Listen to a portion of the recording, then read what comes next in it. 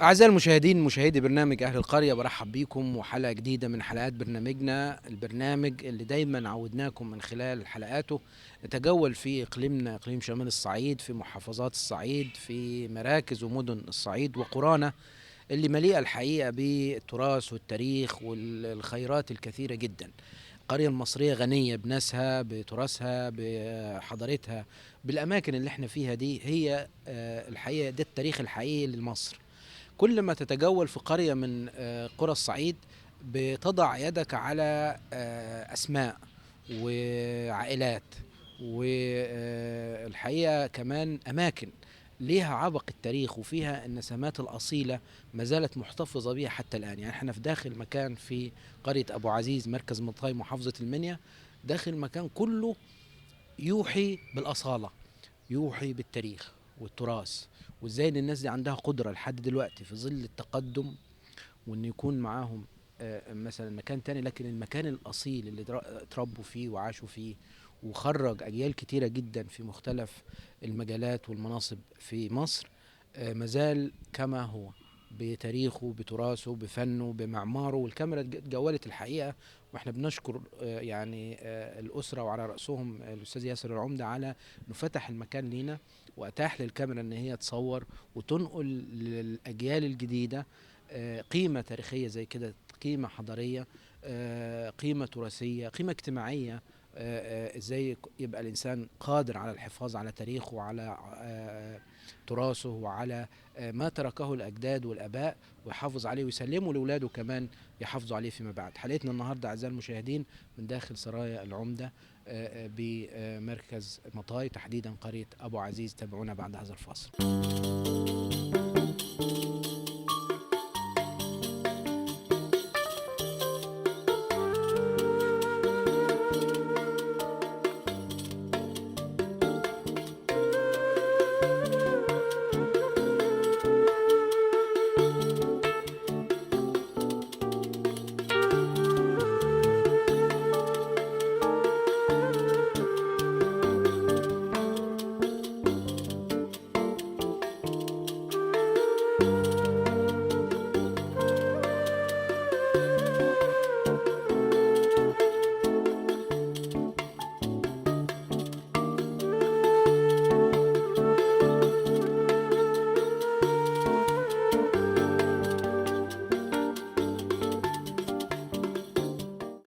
برحب بكم مرة تانية أعزائي المشاهدين، وزي ما قلت لحضراتكم في بداية الحلقة أن حلقتنا النهاردة حلقة خاصة جدا من داخل أحد الدور القديمة، أو كما يطلق عليه هنا في قرية أبو عزيز السرايا.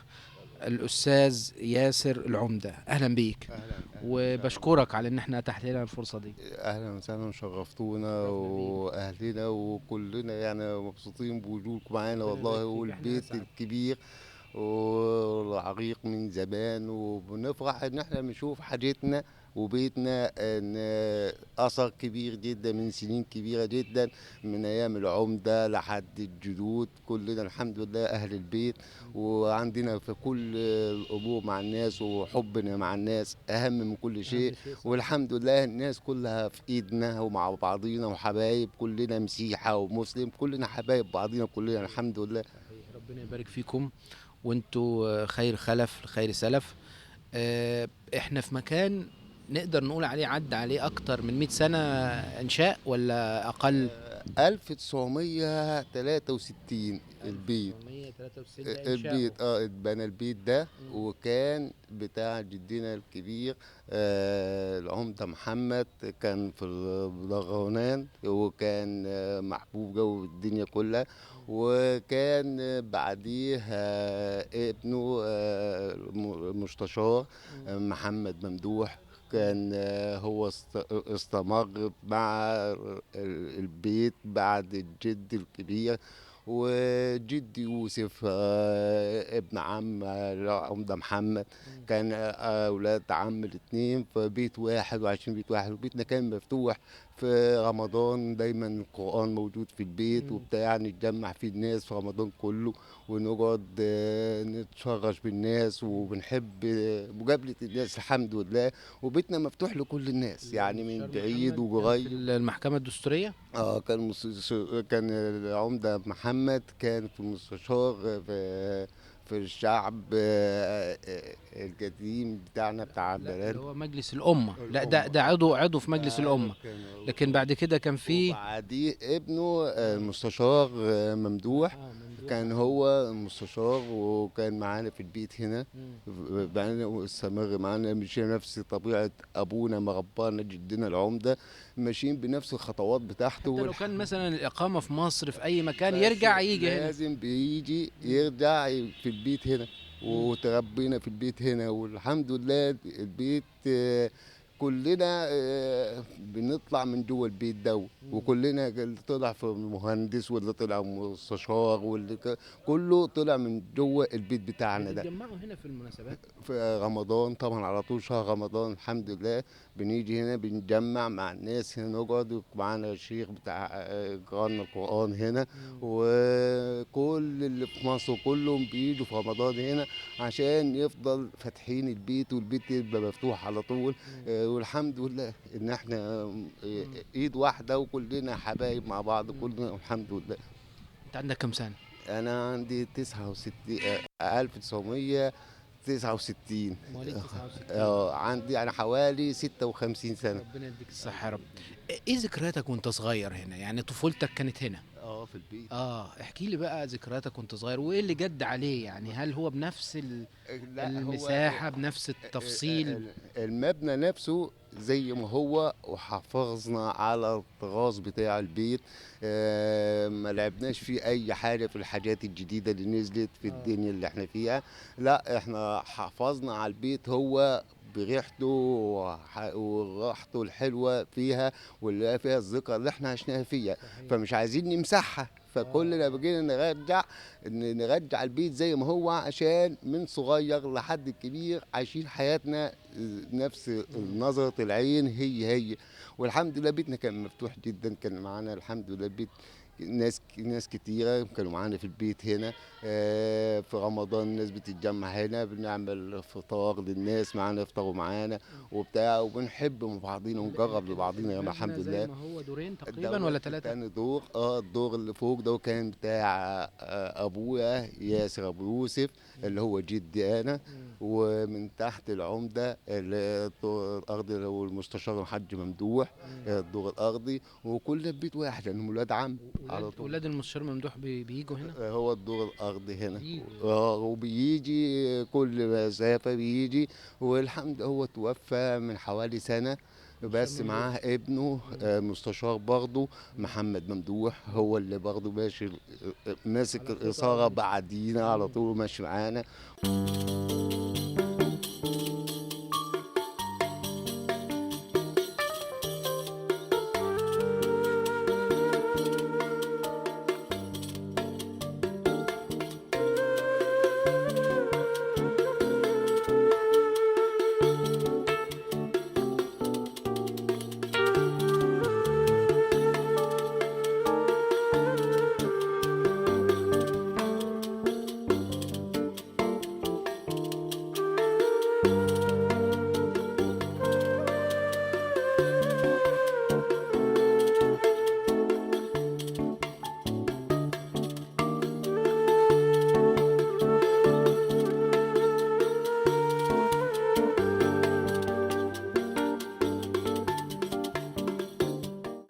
الملحقات بتاعت البيت، يعني انا شايف من اول ما بندخل المدخل موضوع في غرفة. هقول لحضرتك بقى البيت اصلا كان طبعا العمده، وكان هو عمده البلد برضه في نفس الوقت. ايوه. فكان لينا مدخل البوابه يخش في قعده الناس هنا في رمضان وبتاع.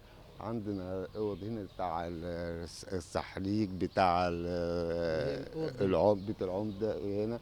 وواحد هنا كان السلاح القديم كاتب. بقى، اللي كان فيه اللي كان السلاح وكان الناس فيه التليفون وكان وكان راجل فيه ماسك الارض بتاعتنا مم. كاتب. لأوضة بيسموه الكاتب الباش هنا كاتب اللي هو. اللي هو اه. كان شغال معانا مم. في الأوضة ديت للكاتب بتاع الأرض والحسابات بتاع الأرض وبتاع. ايوه ايوه. لأوضة اللي هو خاصة بيبقى بيه. ماسك الدايره، هو عارف ايوه كل حاجه. هو اللي شغال لي اوضته هنا. مم. عندنا الاوضه التانية ديت بتاع واحد الشيخ اللي بيبقى معانا في شهر رمضان كامل. بيبقى اه، ده معانا اقامته له هنا. اوضه خاصه بيه، بقيت معانا هنا شهر كامل بقى هنا.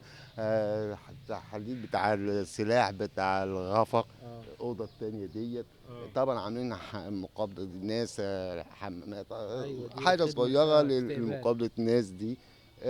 عندي جنينه ورا، من ورا في شجر مانجا ومش عارف ايه في مم. البيت نفسه. مم. الحاجات دي طبعا كان في الاسطبل الاول كان تابع كله تبع البيت حضرتك. الاسطبل تابع للبيت. الاسطبل بتاعي تبع البيت. انا ابن يوسف اللي هو ابن العمده اخوه كان محب جدا في الخيل، مم. وعطاني احنا اخواتي 6 مع بعض. انا اصغر واحد فيهم.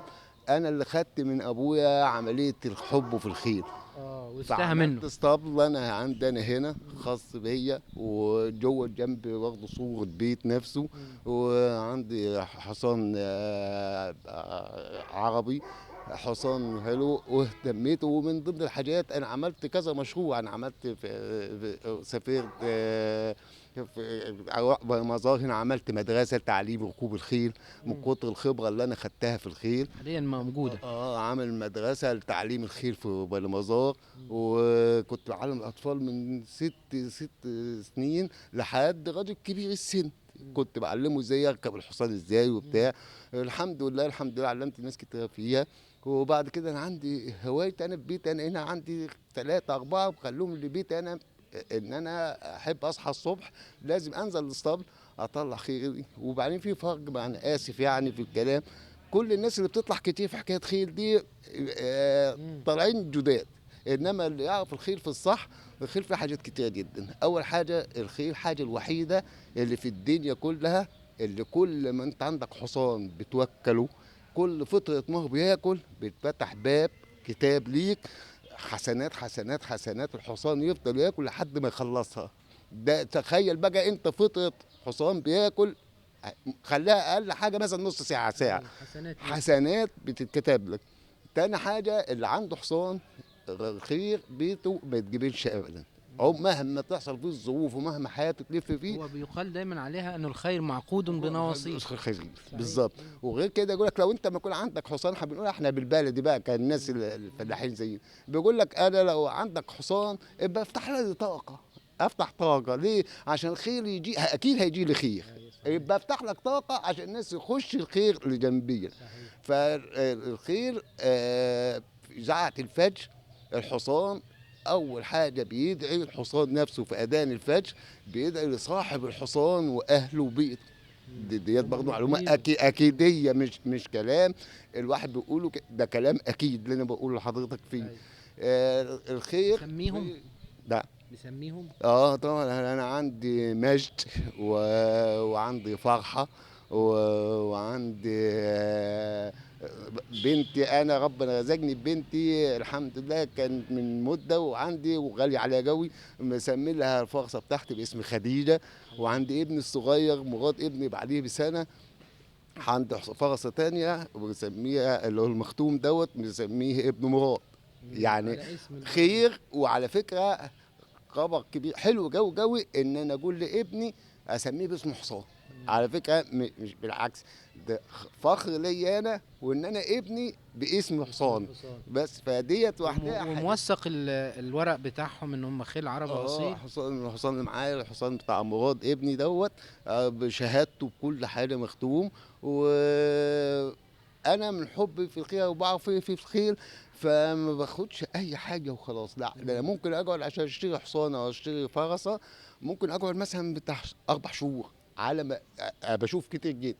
بس دي لا مش سكتي دي بتاع.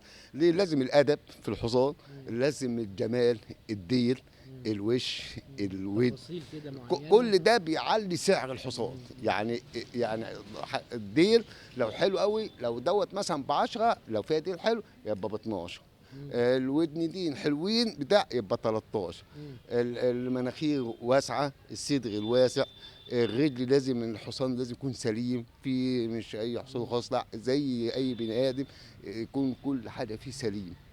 الظهر بتاع الحصان. انت خدت حب الخيل من مين؟ من الوالد ولا؟ من ابويا، آه. ابويا يوسف ابو احمد. آه. دوت اصلا جدي الكبير خالص، من حبه في الخيل الناس قعدوا معاه، وكان كنا بنروح كان بيروحوا بني مزار في رمضان، يتجمعوا ويطلعوا منظره بتوع العمد، يطلع يشوف اللي عنده احسن فرسه واحسن واحد بيركب. فكان جدي الكبير قوي احمد ابو يوسف اغا دوت، كان طلع وكان بيروح، فراح هناك في ناس كتير قاعده، ركبوه حصان، حط 4 قروش، واحد قرش هنا وقرش هنا وقرش هنا وقرش هنا، ومده 100 متر بس ويرجع. اللي بيركب حصان صح فتحوا هنا لقوا القرش، وهنا لقوا القرش، وهنا القرش. فواحده ست الجد الله يرحمه قال له ياه ده انت ما جابلكش ولاده. تعب وهو على الحصان، نام على الحصان، الحصان من نفسه الحصان جاب وجو دخل على البيت هنا ودخل جوه البيت هنا. نزلوا جدي دخلوا، قعد حوالي 15 يوم وتوفى بسبب نظرة العين الخير. بس فدي من زمان، من جدي في حكايه الخيل دي، الحمد لله حافظ عليها انت ومعلمها لاولادك كمان. انا اللي اتعلمنا فيها من اللي بعديه. فانا اخواتي عشان كانوا قاعدين في مصر على طول، فانا اللي كنت محتك انا مع الخيل هنا ومع ابويا. تصبح عليهم الصبح، تنزل تشوفهم انت بالنهار. شوفوا يا باشا، انا كنت لو انا تعبان او انا مخنوق او اي حاجه هستريح نفسيا لو خلوني نزلوني الاسطبل. طالما دخلت الاسطبل وقعدت مع الخيل كده نسيت كل حاجه. كفايه عليا ان انا مع الحصان بتاعي بس. دي وحدي عندي الدنيا واللي فيها، مش عايز اي حاجه تاني. هو يقال ان الحصان تحديدا، ويمكن في اغلب يعني اكتر من نوع من الحيوانات، يعرف صاحبه قوي طبعا. ويشم ريحته ويعرفه قبل ما يدخل قبل عليه. يا باشا، انا حصاني لما مثلا انا رايح مشوار وجاي، اول ما يجي من الباب هنا، واول انا بيعرفوا ان انا جيت من صوت الحصان. هو بيطلع صوت الصهيل بتاعه. بالظبط كده. ده اكيد ياسر جه، اكيد دخل الاسطبل.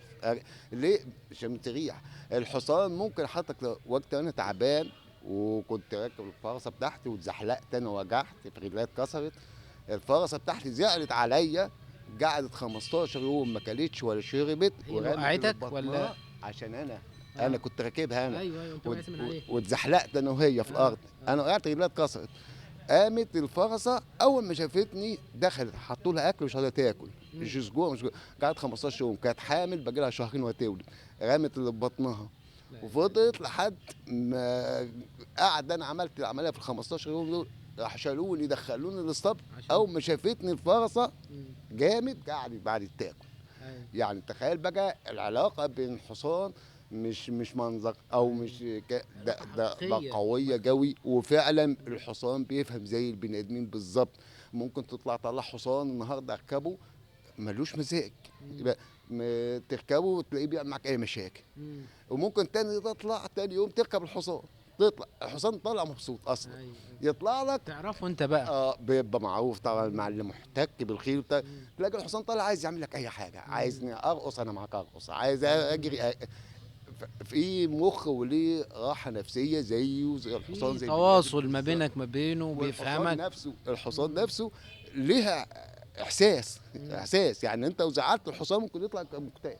ممكن تاني حصان انت بتلعب معاه، بتلعب له حته سكره وبتاع، وبتطبطب عليه وسحمت ومش عارف ايه، بتغير في نفسيته، يدي لك انبساط. جايب لهم طبعا واحد للخدمه وللاكل وللنظافه هو مشكله الخيل بقى، يعني الناس كتير مش قادرين مهتمين في الخيل كتير، لان مصاريفته كتيره. اهتمام في اكل وشرب ونظافه، والحصان لازم يطلع وعلاج برضه. يتمشى، يعني في بتجيب لهم دكتور بيطري بتاع. بالظبط، واحد كل واحد يبص عليه مش عارف ايه. في ناس بتجيبها كده فرصه زي اي حماره. ياكل وخلاص. ده حاجه مع احترام، يعني دي منظره لاولاده بس عايز يركب ابن حصان وخلاص. انما اللي بيتعامل مع الحصان الصح عشرة. الصح يبقى لازم يبقى اهتمام في كل حاجه، كدكتور، كنظافه، علاقة. كل حاجه مع الحصان. لازم انت بتبقى كانت كراجل، انا عارف الموضوع من زمان وعايش بيه. فانا اول ما بطلع الاسطبل كده بخش الاسطبل انا عارف الحصان ده النهارده في حاجه مضايقاه، الحصان ده مش مبسوط النهارده. الناس التانيين لا، اسمه حصان، يخش يرمي له الاكل ويمشي، عايز يركبه يجيب ابنه يحط فيه السرج عليه يركب، خد الحصان ويطلع كانه حمار. مع احترامي، ده جنب غير ده جنب خالص. دي حاجه معامله وغير معامله خالص. ما هو اللي عنده حاجه زي كده مش مهتم بيها، مش هيحس حتى ان بالحصان ده انه حلو، مش هيحس ان هو جميل، مش هيحس ان هو بيشرفني قدام الناس. اطلع الحصان بيبقى طالع بقول لك نفسه انا طالع. الحصان يحب يجري على ارض طبيعيه ابعد زي كده عن، ولا اسفلت؟ طبعا لا يا باشا، اساسي لازم تركب خيل وبتاع، لازم تبعد عن الاسفلت نهائي. اللي ركبك الحصان في الاسفلت بيعملوا اوتار في رجلين هنا، لو محدش خد باله بتتنفخ بعدها بشويه، بتبقى عضمايه بتنشف، بتلزق مكانها كده، يبقى الرجل يبقى معوق خلاص. ما الركبه دي ما تمشيش. فلازم تراب، يعني عايز تركب حصان وتجري وتلعب بيه وتعمل، تطلع في تراب. وحلاوته ما هو ما كان في الجبل اصلا. صحيح. يعني بيئه صحراويه او ده طلعت بس حكايه الاسفلت دي مع تغيير الدنيا وبتاع اللي احنا عايشينها والكلام زي كده. انما الحصان اصلا يمشي في تراب في صحراء، هو حتى بيستريح معك نفسيا. دي البيئه الطبيعيه بتاعته. يعني مثلا عندك الحصان بنعلمه يرقص. الحصان الناس كلها حوالين هنا متوقعين الحصان ايه، بيجيبوا اغاني ويسمعوا الحصان اغاني ويرقص. معلومه احنا بنقطع الناس بكده، انما الحقيقه لا، الحصان بعلمه من غير لا طبل ولا مزمار ولا حاجه. ده انا مني مع الحصان مع نفسي، مع مدرب بيجي بيرقص الحصان بطريقه معينه. يعني هو ماشي 1 2 1 2 1 كده، هو بيعملها كده. يجي انا مثلا في فرح او رايحين مثلا مهرجان بننزل الحصان، بنسمع مزيكا. المزيكا احنا بنشوف اللقطه بتاع الغنوه اللي هتطلع تبقى ماشيه مع نطه الحصان. فيقول لك شايف الحصان بيرقص، هو ما بيرقصش مش على المزيكا، ده هو شاركته في مهرجانات بيهم قبل كده؟ معلومه انا علمتها له، خطوه ثابته بيعملها لك، يفضل مياه. ولذلك ديت احنا مثلا يبقى هنا الناس اللي لسه ما بيفهمش في حكايه خلق جو، يجوا ايه، انت بترقص الحصان طبعا بتجيب له طبل وبتاع ومش ايوه، لان هو من زمان كان كده الطبل وبتاع، وطالعين بزفه عروسه وعريس الحصان قدام والطبل، وياخدوا العروسه هي يدخلوها. حركات ثابته بيعملها لكن الموسيقى بتركب. بنركبها بالظبط. فدي حاجات شاركت بقول لك في مهرجانات بيه قبل كده ولا حاجه؟ لا الحمد لله انا ماليش في، يعني زي ما قلت لك الحمد لله بيتنا والعيله وعندنا وابوه وبتاع، احنا معجبين بالخير مزاج، كاقتناء مالناش في مهرجانات ونطلع لا، انا حاجه بيتي، انت عندي ضيفي وصاحبي وبتاع، انا جاي نفسي استرجع على حصان. بتركب حصان، تعال انا عندي اسطبل، شرف ليا ان انا عندي اسطبل. يجي اركب لك الحصان، تطلع اعمل معاك واجب وفسحه حلوه وتقعد معايا في بيتي وتنزل. دي بتاع اسطبل انا، ده حصان انا، ده ابن مراد بتاع ابني. الفرصه دي بتاعت خديجه بنتي. الاسطبل ده منين؟ انت عرفت منين؟ ده الخيل ده من ايام ابويا، ابوه هو اللي علمني الخيل وهو اللي رباني الخيل وبقت في دمي. عندي الحصان مختوم اهوت، حضرتك اللي معايا اهو. ده مين فيهم اسمه ايه ده؟ مراد؟ ده الحصان مراد؟ مختوم. ده مراد ده. يعني ده الكاميرا يا ريت تجيب مراد كده تعالى في النص هنا مراد. تعليم الرقص أي. اهو، مفيش مزيكا. يعني الحصان هو مثلا علمته كيف يرقص. مين اللي مع مراد؟ ده مراد بن ياسر، ده المعلم اللي بيعلم معايا الخيل ومدرب تركيب رقص الخيل وبتاع. ده حصان مختوم مؤدب جدا، لان ما اقدرش اجيب حصان جيل ادب، ما تخافش يا باشا. كل حاجه. الحصان جمال العربي الصح، الديل اللي واقف كده، ده عربي اصيل. الديل بتاعه يبقى لازم مرفوع، الرقبه تبقى طويله زي الوزه كده. الودنين حلوين، العينين لازم تبقى بارزه، بتاع الحصان المختوم لازم تبقى بارزه. العينين العين تبقى ككل ابقى محددها، ما هو العظمه حصان بتاعتها ولا عربي العين نفسها؟ لازم العين نفسها تبقى كبيره كده واضحه فوق اهو. مناخيره تبقى واسعه، ودنتين يبقوا بيقولوا بيبقى قريبين. في في تقوس في صد بس مش سرد اللي واطي قوي، لا مش عادي، مش عادي يظهر حلاوه، انما لو سرد جامد يبقى في عيب في الحصان. اللي لازم هي يبقى يعني قوس بسيط الظهر كده، بسيط على مكان ما بتحط اللي هو السرد. عند السلسله دي. بالظبط، اللي هو اللي في النص ده لا اللي لا، انا عليه اقصد السرد ده. انا اقصد ما بين الرقبه لا دي لا لا الناصيه بتاعته اللي هي من ده تحت لازم العين، لازم اللي هي العرب الدوران لازم دي. لازم يكون فجعه بتاع زي حضرتك زي بني ادم، ايوه زي مناخيره. داخله انا ليا جوه فجعه، طبعا. ايوه الحصان لازم يبقى فيه دي كده، يبقى سكين. الحصان طول ما انت معاك انا شايف حضرتك مثلا اهتمام لبس ونظافه وبتاع. لو في اي اماكن الحموم تاني بتاعه كله قد ايه؟ مش هتلاقي بقى حاجات، انا اسف يعني مش صح. فاللي قد الخير يخش فيا. الحموم بتنضفوه كل قد ايه؟ في اوان في الشتاء ممكن صحومه مره واحده بس في الاسبوع ويكون في شمس. انما بمكرشه احنا لما بيقعد في الارض ويقوم بيبقى في حاجات لازقه فيه. أيوة. في مكرشه احنا بقى بتكرش الحصان وفوطه بتنضفه وبتاع، عشان لو الحصان حس ان هو وسخ ولا مطين يكتئب ما ياكلش. في حاجه مش صح. انا اي حد يركب حصان يا استاذ ياسر؟ لا، يعني في ناس برضو انا اعلمك في الاول، اه اعلمك الخيل في الاول. يعني اديك خطوات البدايات. يعني تركب الحصان ازاي. احط رجل على الركاب، ما ابقاش شادد اللجام خلاص ابقى سايبه، اطلع فوق الحصان اركب، او احط رجلين في الركابات واظبط نفسي كده بيه، وابدا اعملك خطوات مبدئيا، اخدك مسافه صغيره كده، اخليك قلبك يدمج. اقول لك امشي لحد الحيطه دي وارجع، قلبك يتقل شويه. طب المشي ليه اصول في شد السرد ايوه شويه؟ طبعا. بص زي العربيه بالظبط يا باشا، اللجام هو بنزين العربيه. انت لو شده بسيطه حصان ممكن يطلع لك لفوق يوقعك. فانت لازم احساس، وتبان عينيك دايما مع الحصان اللي قدامك، عينيك تبقى على ودنه على طول.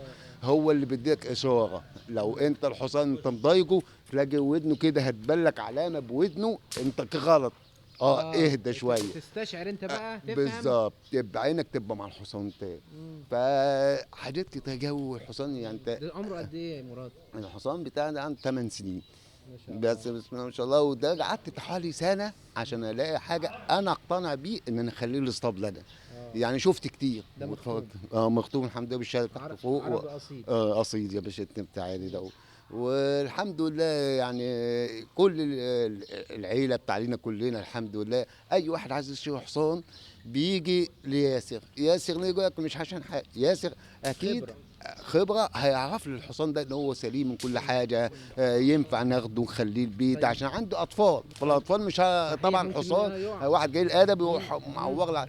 طيب الحصان بيعرف اللي راكبه بمعنى ايه؟ أيوه. يعني حتى لو الحصان كويس ومؤدب ومتعلم وكل حاجه، يعني ده في كل الصفات. بالظبط. لكن لو حد ركبه غريب طبعا لسه انا عندي الحصان بتاعي اهو مثلا، انا اركبه ممكن لو انا ماشي ومش واخد بالي ومش مركز وماسك حصان حاسس بيا انا صاحبه ان ما يعملش معاك الغلط خالص.